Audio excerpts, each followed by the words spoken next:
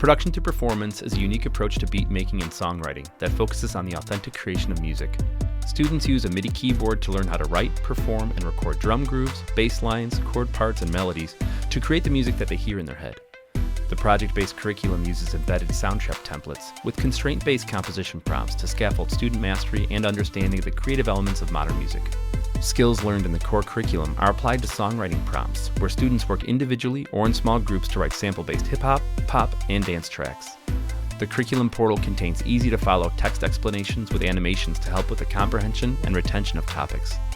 There are multicam walkthrough videos with chapters so students can easily reference project procedures and songwriting tips. Graphic organizers are supplied for each project as fillable PDFs, so students can keep track of their musical ideas. The curriculum is easy to implement for teachers with any background, with rubrics, lesson plans, and free professional development. Production to Performance is currently taught in the music education programs at many universities and has been recognized by professionals in the education and production fields. Unlock the creative potential of your students today with Production to Performance. Hi, my name is Bob Hebersat. I'm the director of Shut the Music, and I'm also a high school music teacher. So I teach guitar, music technology, and music theory at a high school in suburban Chicago. And I wanted to talk about production to performance and how it has transformed the music department at my school. So if you've ever used a program like GarageBand, you're probably familiar with these. These are loops. So if you find a loop, let's just go to a random loop. 80s craze bass. That sounds pretty cool. We can just drag and drop it. All right. Now let's find some drums. I'm just gonna type drums up in here. You can't see that because my face was there. Ooh, some crowd groove. All right, sounds good. Let's just drag that and layer it. All right. So now I have a bass line. I have drums. What else do I need? I don't know. Some sort of chords. I'm gonna type in chords. And perfect. I got chords. All right. So I'm gonna turn this down a little bit.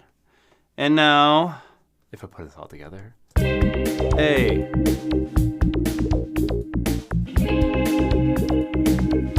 I made music and it was so fun.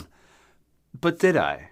The question is, authentic music creation. What is authentic music creation? And how can we get our students to authentically create music? When I came into my position at school, this was the primary form of music making for our music tech class. And I think that is the primary form of music making for a lot of music tech classes. You start the first day with loops, dragging and dropping loops, getting kids excited about being in the class. And it is super exciting. Like, I made a song. It sounds really good, and I did it in not that long. And you can get your students to do that too. You get students that have never engaged in music before, that really important population of the students. The other 80% of the students that aren't in band, choir, or orchestra, the students that need music, that don't have music, we're serving them. And that's what's cool about music technology class and music production in general. But after a few of these projects, after dragging and dropping some loops, and this is the same in any DAW, so in BandLab and Soundtrap and Logic and GarageBand and whatever, there's loops, you can drag and drop them. You hit a point where students can't create anymore. And they get frustrated. They start to get frustrated. I have an idea of the sound. I want to get this sound out. And they can't get it out. Maybe you could start to introduce concepts like, all right, so here's the MIDI keyboard. We can play drum grooves on the MIDI keyboard. And then the whole idea of them having to go in and recording this with a metronome, and then that level, hitting that brick wall where there's a skill and there's a deficit in skill, turns off a lot of students. That's what happened at my school. I'd have maybe the kids that were in band and choir already, and maybe a few select other students could get through that. They can get through the brick wall of having to practice and then having to record. But then the students that this was really important to, the students that I really wanted to engage, they just wanted to go back to dragging and dropping loops. So what I had to do is I had to re-engineer the wheel. And that's what production to performance is. Production to performance is starting, instead of with the product, you're starting with the process. So let me walk you through the process here. This is the chapter page And you'll see it's organized kind of like a book. So we start with things away from the DAW. We start with steady beat. We start with subdivision. We start with reading rhythms in a non-traditional way. So let's just go to one of these chapter pages. This is for steady beat. And this is kind of indicative of all of the chapter pages. There's a walkthrough video here with chapters in case students need to scrub from one part of the video to another, but we know that students are not good at watching longer form videos. So all of the explanations in the course are done with these inline animations, and then a combination of that and really simple text. So this one's about what the beat is in music, and here's what the beat is. And then we talk about how to develop a good sense of time and a good sense of beat. Because again, if I went to record, I'll go to record a simple drum groove here in Soundtrap. 2, 3, 4, 1, 2, 3. All right, so I have that there. Now I'm going to go and check to see how I did. I'm going to go to the piano roll, and I can zoom in, and I can see the quality of my beat. And this isn't something that you can do with regular music making unless you looked at like the waveform, but I could see I was a little late to the party there. And I was right on time. I'm really proud of this beat. What is this, beat 3? That was a good beat 3. But as soon as students have to do that, as soon as they have to play with the metronome, like we can even listen back. Make it a louder metronome. You can hear it's not 100%. Now in a DAW, you can do things like quantize where it fixes things, but as soon as you put students on with the metronome, they should be prepared to play with the metronome. So you have to prepare them. And I prepare them with different games. So I have some different videos here that are games. Like in this video, you play along with this beat. You're just playing on quarter notes, and then the audio goes away, but the beat's still there, and then it comes back in. I also do that with like some Spotify playlists. You turn this on, and then you can mute the audio. So the students are clapping along. You mute the audio, and then bring it back in, and students can really get a sense of, the quality of their beat. And then I have a test. And in that test, they have to maintain the steady beat throughout these periods of, where there's a metronome. And then here, they have to keep it going when the metronome isn't there. So, oops, I was a little, got to work on my steady beat. So I was, it forces you to stay in time with the click and then to maintain that time without the click.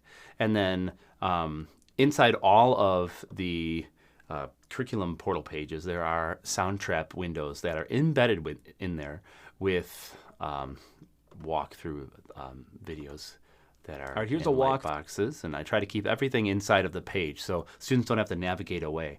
And then these prompts really help them out. So after they learn steady beat, then they learn how to subdivide that beat. So I'm just going back into the course contest, back to the chapter page.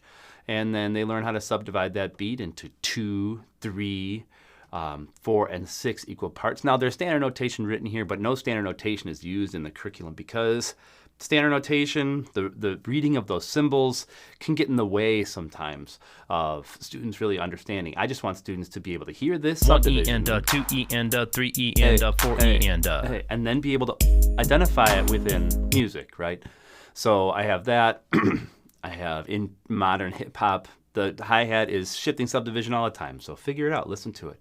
I have these little quizzes here, and then there's a test where they have to, do the different subdivision levels. And then we get into reading what I call beat maps, which is the alternate form of rhythmic notation that I use in this course. So we have the attack of a beat, and we have the rest. And then later we add in sustain and release. If you're thinking about your students in a performing ensemble, where do they normally ignore the beat? They normally ignore when they're reading the ends of the notes. So like here is when we get into other beat map reading, we have an attack, we have sustain, we have a rest, and then we have the release of a note. It's just really easy to see that without having to decode standard notation. Standard notation is very efficient, but it's not easy.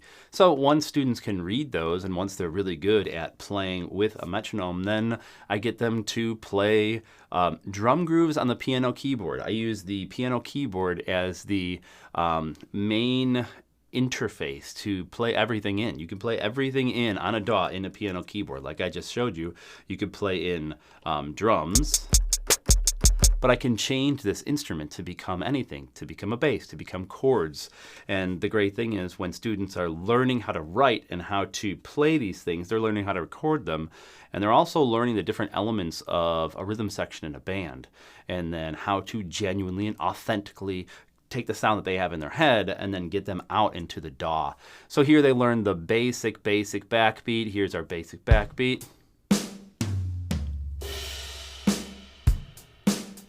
Well, I add a little bit of spice on the kick drum there, but there's our basic backbeat.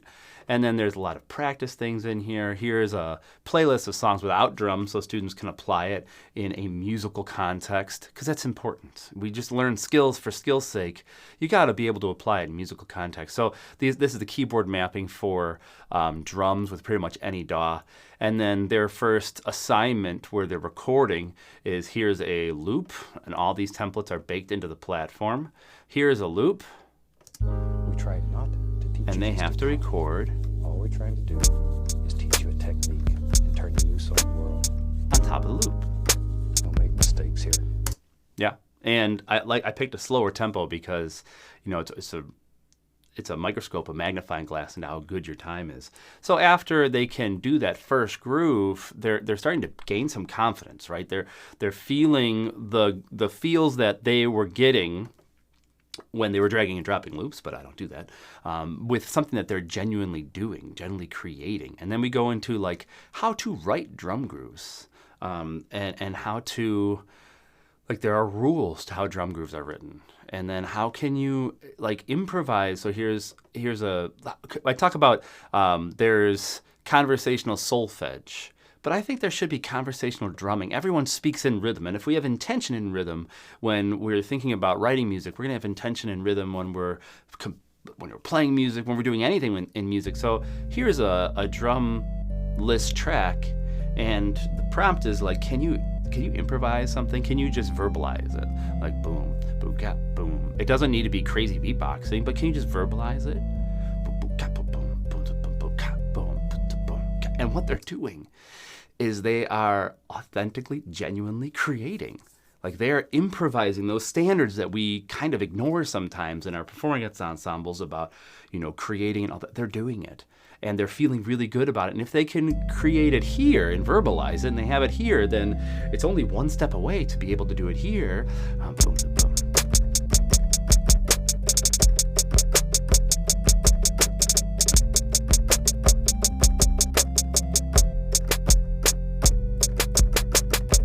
And I try to use as many pop examples in as many different styles as possible, but any student from different cultures are going to put their own spin on it.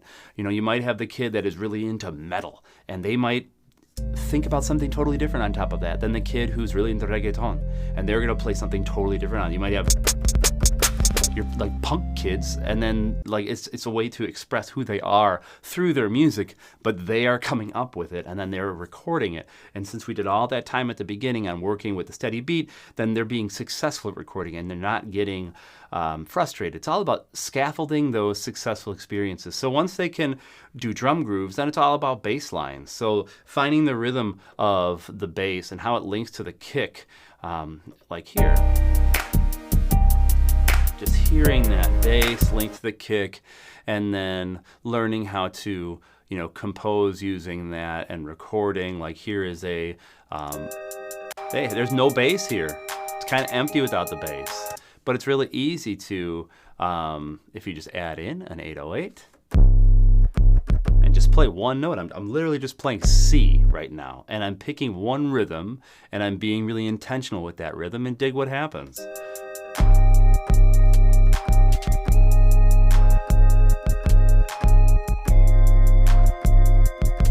And no joke, I did this project with my students a few weeks ago, and like I have a keyboard at the front of the room that's connected to Soundtrap, and I was listening to students, and I was listening to their rhythms, and I selected some students to come up and perform it, and they were just playing their one note, but they were so into it, and then everyone was up in the air like, oh my gosh, this is so cool, and these were kids that have never engaged in music before. So students are being celebrated for their authentic, genuine creations. I know I keep coming back to that word, but it's such an important part of the course. It's such an important part of music creation for me as a composer, and I want to get that for my students too. So after that, I have them learn the notes on the piano, and I have them draw the piano. Here's an easy way to draw the piano. And I have some tips on like how to actually hold your hand, because we should be thinking about, technique. It's good to have good technique when you're playing piano. And then they have to identify the notes in the piano by playing them.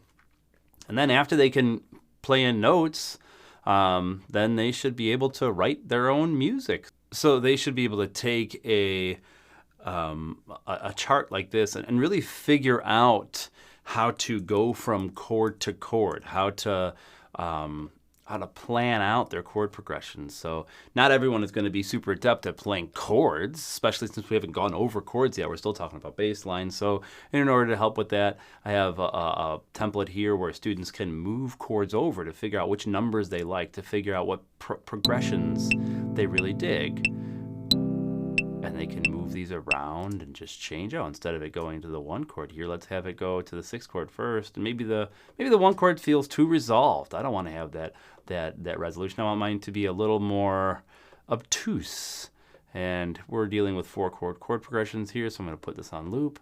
And now I have a chord progression.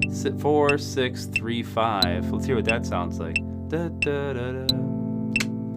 Da da da da. Da, da, da, da, da. Oh, this sounds like something that could be on the radio. I know it wasn't me playing, but hey, I knew what I was doing. I was authentically creating. That's what it's all about, right? So since they can move these around, since they're the agents of the sound, they're still authentically creating. And eventually you can use that to chase this, because playing here is way faster than moving some things on the screen. And to have students see that, you can demonstrate that as a teacher, or in the videos I demonstrate that all the time, where I'll just come up with an idea and then I'll play it just really easily, and that's just like the link between my ear and my hands it's been honed. So they're writing their progressions, they're composing them. I have students write down everything in these graphic organizers. They're fillable PDFs. So ours was what was it, 6? I don't remember what it is, but I'm just going to say maybe it was 4, and then 3, and then, I don't know, 5. That could have been it. And then it's really easy for them to understand diatonic chords if they stick to one key. So we're going to stick to the key of C. In my other classes, in my higher level classes, of course, I have them go to different keys. But in that first level class, to keep the lift low, just do everything in the key of C. You'd be surprised at how many students could be successful if you stick to the key of C. So after bass lines, then we had some like moving bass lines, like how to add octave jumps to your bass lines to get them to be a little more, have a little more stuff. And then there's prompts in there so that students aren't just building these skills, they're building these skills in these musical ways, like here's a rap. Keep it going, keep it moving, never stop, gotta put And now you if on you it. have a drum groove and a bass line to that, it can be something that's like really, really cool and really impactful. And let me just share one of my students' projects on that one.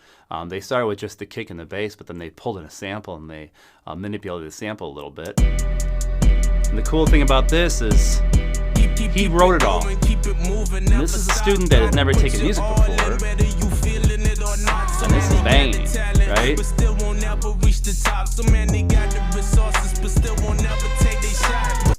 So when you scaffold these experiences and you start giving them a little more freedom, then they're going to really be able to create what they want to create. So after they can do bass lines and drums, I have my room set up where there's multiple keyboards, and they can start actually playing together and jamming together in like a little electronic ensemble, which is really cool. And then I introduce the most important thing for like modern hip hop and sample-based production. But the problem has been, like, how do you teach sample-based production where you're not teaching them how to steal things? Because in sample-based production, you're taking other people's music and then you're using it. So in here, they are using these samples that I've taken. They're from the public domain, and I've snapped them to the grid by doing some adjustments. So, like, I can take this, it opens it in Soundtrap, everything is matched to the beat.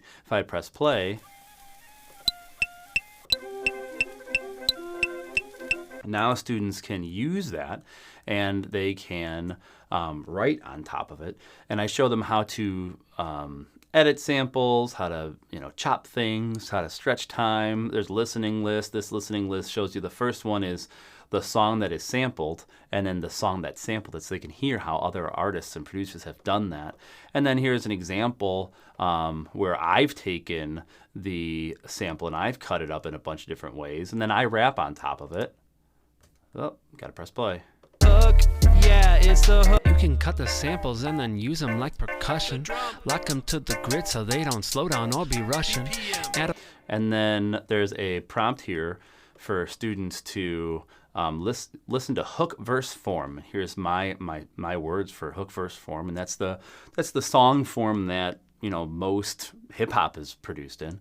And then they have to write their own hook verse lyrics, and they have to take a song that they've produced, drums, bass, samples, and they have to write with a group of people, a song. As soon as you get kids songwriting, then everything you've been doing, where you've been, dealing with, playing in time, understanding how chords work, then it really comes together, because then they're creating, and not just creating by themselves in this like a bedroom. Then they're creating with other people, and that's where music becomes beautiful. Is when you understand it, but you're also able to apply it, and then you're able to apply it with people and create community and communication. It's something that's amazing. So there are 3 touchstone projects in the curriculum where they're creating, and they're longer form creations. The first one is a sample one, and I'm going to show you the second one after we get into chords. So the way I show chords is first by having students play chords, but they're playing chords in this very easy way with using shapes. So here is my chords with shapes lesson. They're just playing. They're not writing anything here, but they're just playing. These are my different shapes: shape 1, shape 2, and shape 3. So if you learn these shapes on piano, shape 1, thumb has the root. Shape 2, middle finger has the root, and shape 3, pinky has the root. Since we're dealing with all C, you don't have to think about major or minor or anything right now. You're just thinking about the shapes and where the root is. And I think this is how, I'm a guitar player, but this is how I think. I'm thinking about a root of a chord, where it is in the neck, and then the shape. But for a piano player, a pop piano player, they can't sit down there and like go through each note and go, okay, root, half step, half step, half step, third, half step, half step, half step. They can't do that. There's not enough time. We have to be able to perform in musical time, not theoretical time. So after they're able to, do that, can they look at a chord progression like this, and then you look at your note that you're on. So C, you find the nearest one of those fingers that can have the target, thumb, middle, or pinky, and then you use that shape. The next one is A, so I have to use this shape, then F, and then G. So I get students practicing this, and they can play along with other songs, and then that's going to make them a little more successful when we get into the actual chord composition elements of it, where they're taking the chord progression that they write and then they're able to play them.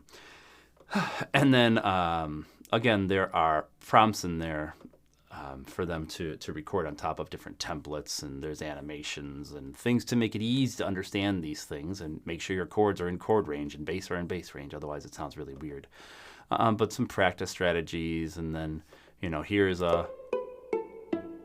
this is 4, 5, 6 progression, so I've given the progression, and they have to play their chords, and it's 4, 5, 6 in the key of C. It's really easy since everything is parallel.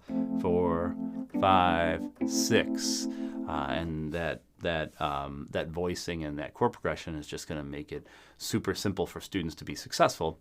But then once they have to invert chords for smooth voice leading, since we've worked on some of that stuff with those shapes, it's going to be easy. But it is important for them to know this kind of thing and what voice leading is. And when they write, I have a worksheet. Again, the worksheet, all these things are really easy, fillable PDFs. And then there's a chord progression organizer and a chord composition organizer. All these are fillable too. Drum groove, bass line, your chords. And then you are recording your chords on top of this. And this is another template. This is like a Japanese pop kind of thing. Drums, bass, chords on top of that.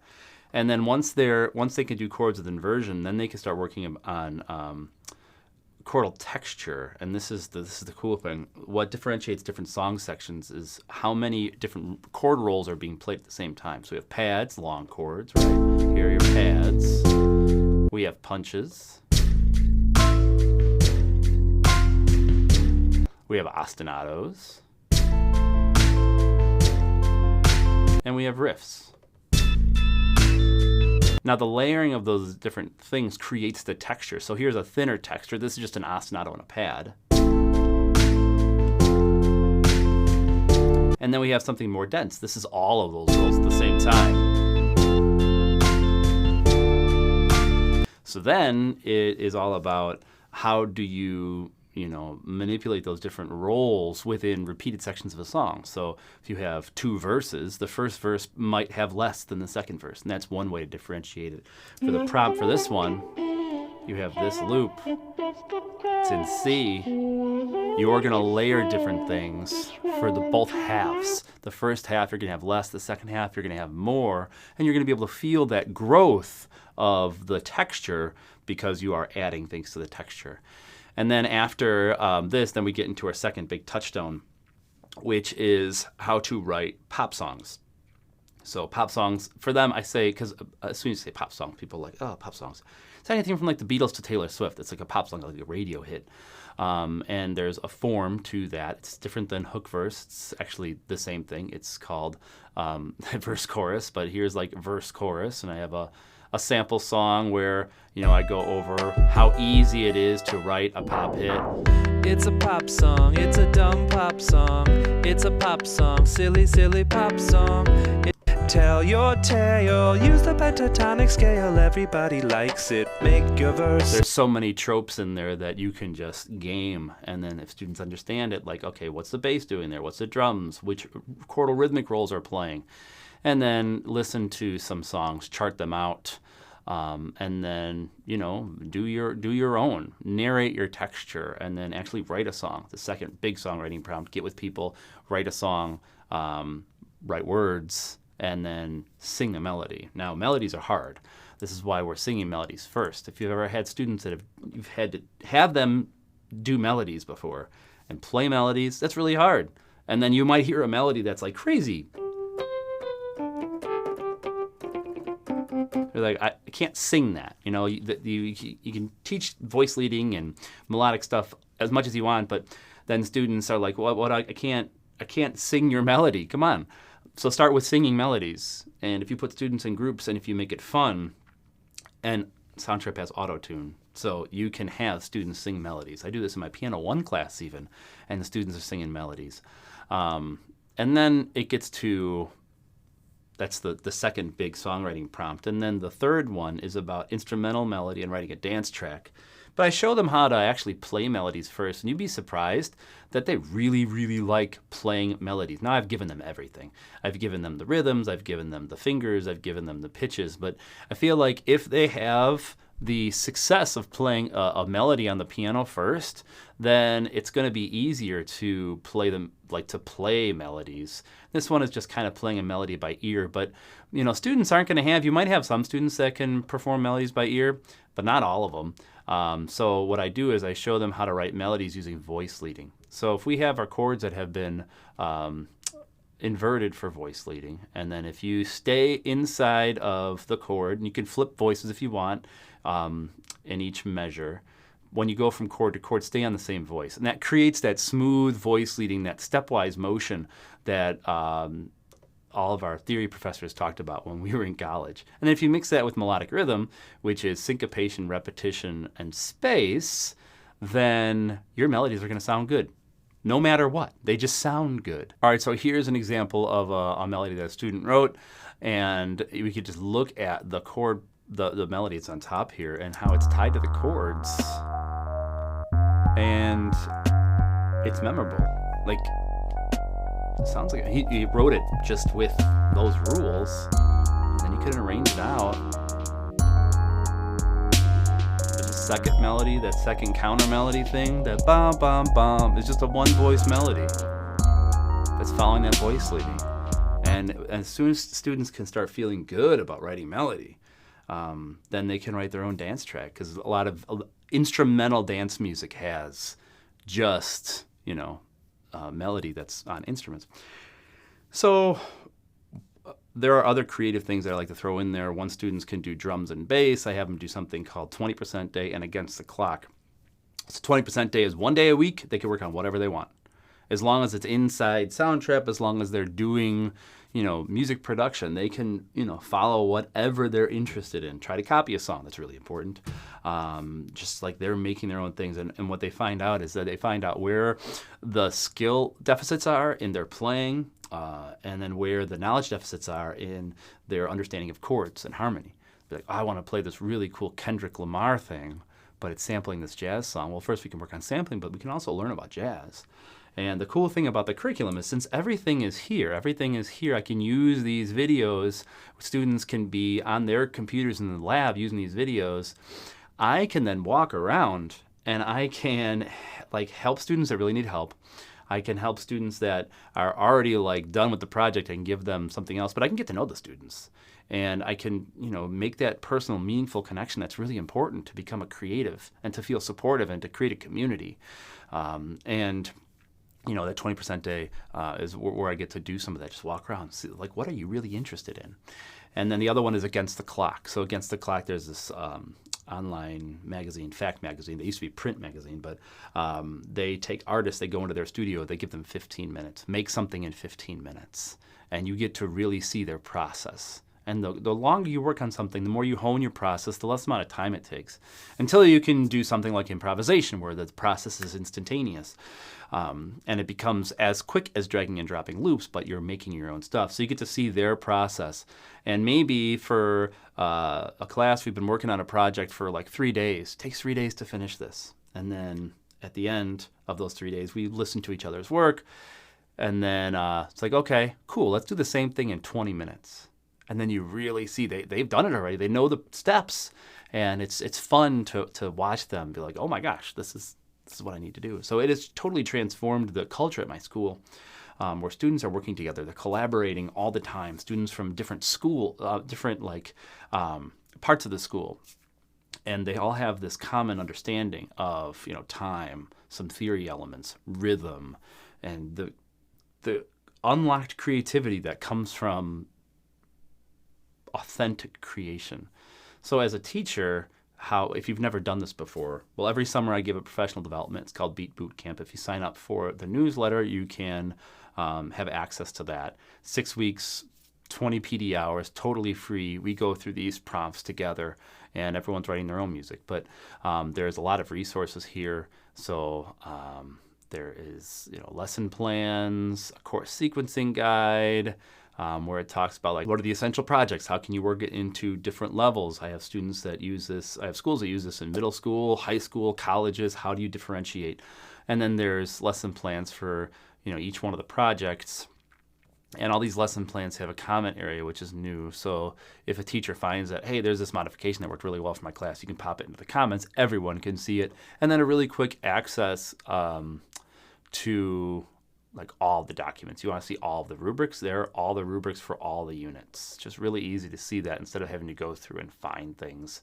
And then I'm constantly adding new lessons when I'm creating them constantly adding new resources, new collaborations with different artists to try to, get the different styles of the music that our students are interested in, and then being able to teach them in that genuine and authentic manner where they're seeing the process, they're seeing a professional's process. And then how could we take that and work that into our process so that we can create those musics? Because once you have an understanding of, those basic fundamentals, it's just learning a different recipe and then cooking it in a different way, and then you're able to create that different kind of music. So that's production to performance. Take a spin, give a trial, see how it works for you, and then it's going to revolutionize your music technology classroom.